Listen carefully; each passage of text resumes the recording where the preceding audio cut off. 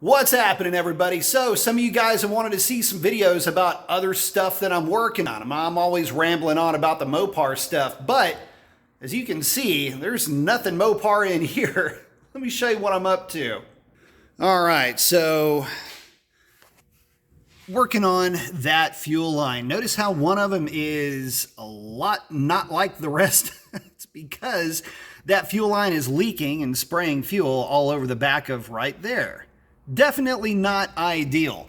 By the way, that is not a factory access panel. Back in the day, on these Camaros, to replace a fuel pump, instead of dropping that tank all the way out of the car, guys would just cut this, I guess you'd call it a makeshift access panel, and it works great. So anyway, working on this today on the Camaro, walking around the other side of this thing, talking about leaks. So I shouldn't say recently, but somewhat recently replaced some hoses in this thing and developed a little bit of a leak down there.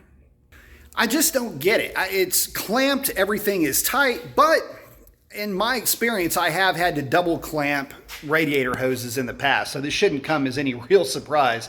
So I'll be doing that, some minor stuff, but I don't know, just trying to keep up with the car, mainly maintenance type stuff.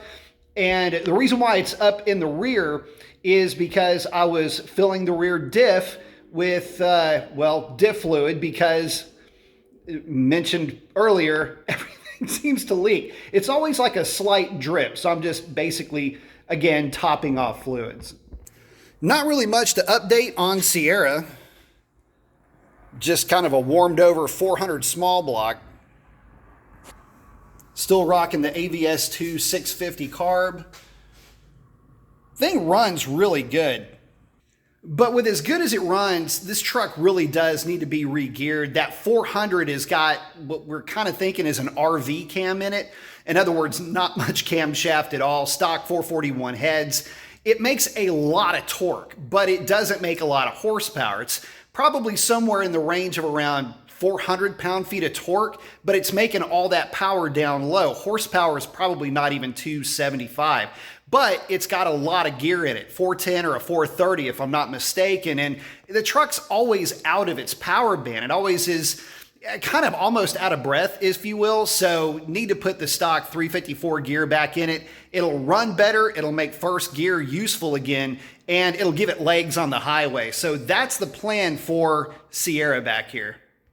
Well, I don't want to leave Foxy behind. I don't think I've ever shown you guys an underhood of this car, have I? I can't remember. Bunch of old school goodness right there. GT40 manifold, unported by the way. It's a 351. The lower has never been touched. This car makes a lot of mid-range and low-end grunt. It's got an F-cam with 1.7s. She runs strong. Makes just this side of 300 horsepower to the rear wheels and about 330 pound-feet of torque. That's on a Mustang dyno, so an eddy current dyno. So on a dyno jet, she'd be somewhere around 330, give or take. Oh yeah, kind of a fun little factoid. When I was walking by, I noticed that the weight of this thing, I'd actually gone and weighed this car. And that's without me in it, 3260. So basically with me in the car right at 30. Hang on I hit the antenna when I was walking by. Like, what in the world? Anyway, with me in the car, about 3,500 pounds. And what's funny is that there was a time when that was considered kind of heavy. Now, I mean, we're talking about cars that are 4,000, or at least with the Mustangs, even 3,800 pounds, and that's light by comparison to like the Mopars at 4,400 pounds. So I always think that's fun to compare that weight. But anyway. All right, guys, I'm going to get back to work, but there's a shot behind the scenes. Post up your comments. Let me know what you think. That's a wrap. Adios.